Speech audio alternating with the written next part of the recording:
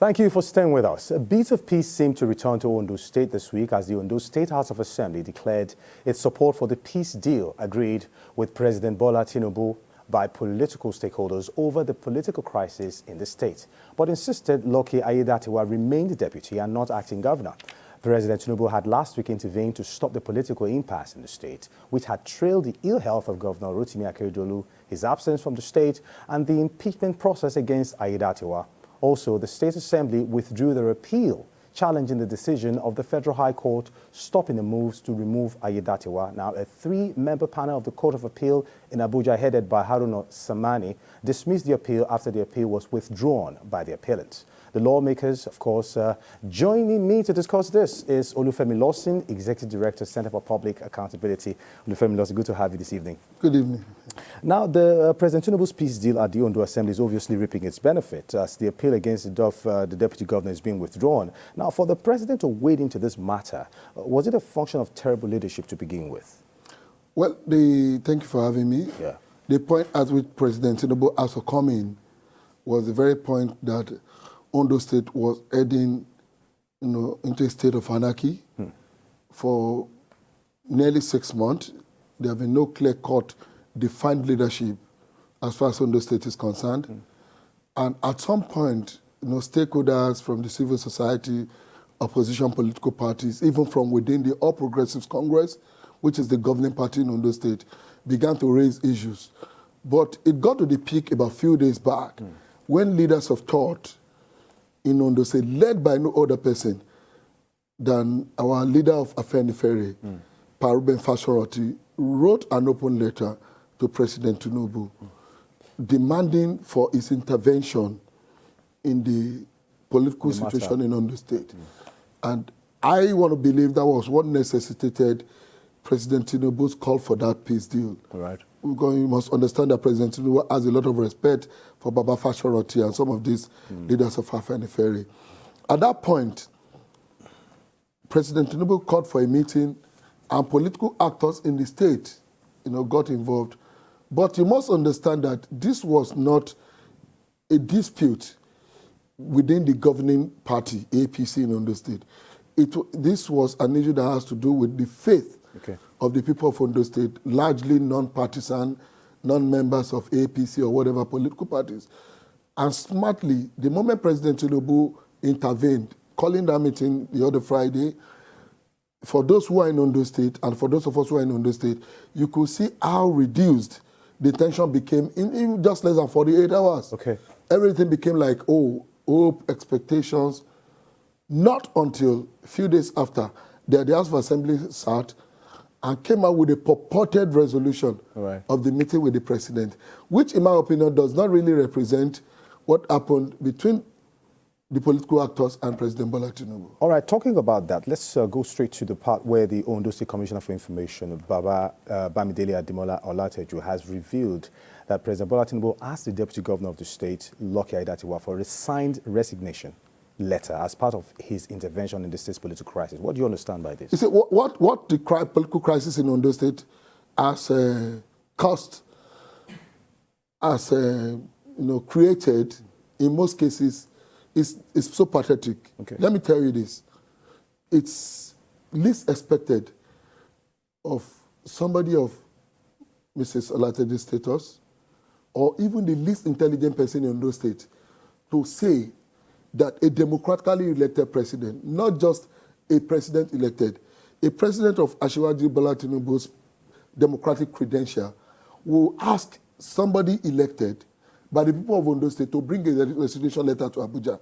The truth is this. We were all witnesses to the events of the meeting between President Tinubu and Ondo State political actors. The truth is that there was no official statement aftermath of that meeting from this presidency, if you followed. What does that mean? President Tinubu must have tried to resolve this matter along the line of family resolution, political party stakeholders, and President Tinubu must have also cautioned for peace, meaning that actors should be subtle in their approach to public engagement after this meeting.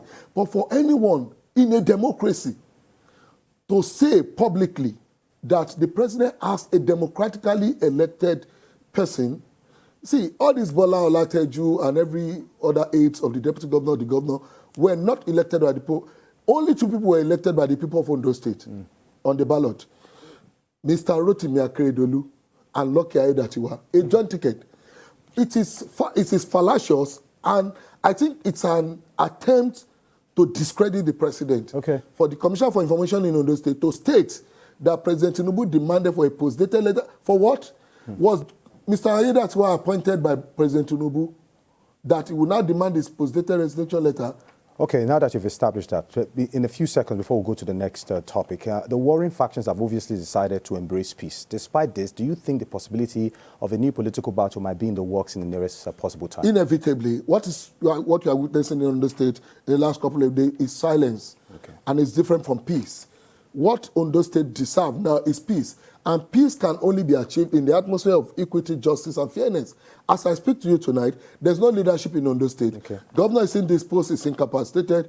The deputy governor remains the deputy governor, not an acting governor. Gladiators are scheming to take over authorities that do not belong to them and are practically trying to use the name of the president, to further exploit the political situation. Very sad. But the people of Ondo State must realize that this is a democracy, and I believe strongly that President Tinubu will not support anything undemocratic in Ondo State. Thank you very much, Olufemi. Now, and finally, the Supreme Court has ruled that the old Naira denominations of 200 Naira, 500 and 1,000 Naira notes continue to coexist with the new notes till further notice. The court maintained that the old and new notes should remain as legal tender beyond December 31st until the federal government puts a process in place for the replacement or redesign after due consultation with relevant stakeholders. The Apex Court had on March 3rd restrained the Central Bank of Nigeria from giving effect to the deadline on the use of old notes. However, the CBN on November 14th extended the validity of the old 200 Naira, 500 and 1,000 Naira notes indefinitely. Now, still with me to discuss this is Olufemi Lawson right here with me. Now, Olufemi, quickly, let's go through this. Now, the old and new Naira notes remain legal tender. What impact do you think this would have on the overall monetary policy in general? Unfortunately, if you go to the streets today, and if I even ask you to bring out the notes in your pocket, it's very likely that you have more of those old Naira notes in your pocket than the new Naira note. Everything about the new Naira note was the machination of one man who wanted to, through the back door, manipulate the system to become the president. And at the point that he failed, he thought he could also destroy the system to the disadvantage of others. Yeah. I mean, Mr. Godwin Emefiele. Absolutely. Because in no sane climb, rather, would anybody wake up from the comfort or the corner of his bed space, somewhere in Maitama or Ikoyi or wherever, and give the timeline that the CBN gave under Emefiele for Nigerians to withdraw the old Naira note and spend the new Naira note. The truth is that even at the point that the reintroduction was purportedly made, there were no new Naira notes anywhere. In actual fact, the only few times we saw this new Naira note were at Owambe's and social gatherings organized by some very people who are very close to the bank managers and the likes. It was just a mere policy aimed at punishing Nigerians and preventing Nigerians from voting certain persons into office in 2023. But unfortunately for Emefiele, he has refused to learn from history, because you don't wake up in an economy of 200 million people and decide, and it is one of the deficiencies of our democracy. Okay. Because if the will of the people have actually mattered, by the time the people were slumping on ATM queues, by the time people were being locked out of the banks, a reasonable leadership of the central bank would have withdrew that policy. But where are we today? And we have seen this in several other countries.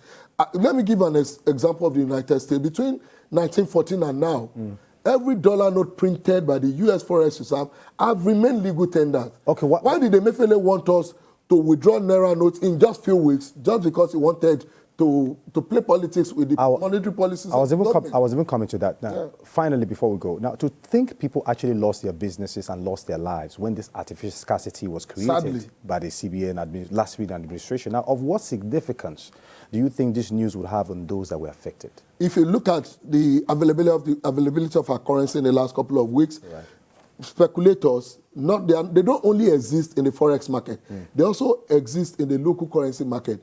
If you look at the market in the last couple of weeks, there were attempts to hoard the Naira notes. And you could get to some ATM at some point and some cash transaction point and the Naira note was becoming unavailable, people were anticipating the decision of the Supreme Court on this Naira note policy. But now that this has been decided, I'm very sure that this will bring a lot of relief.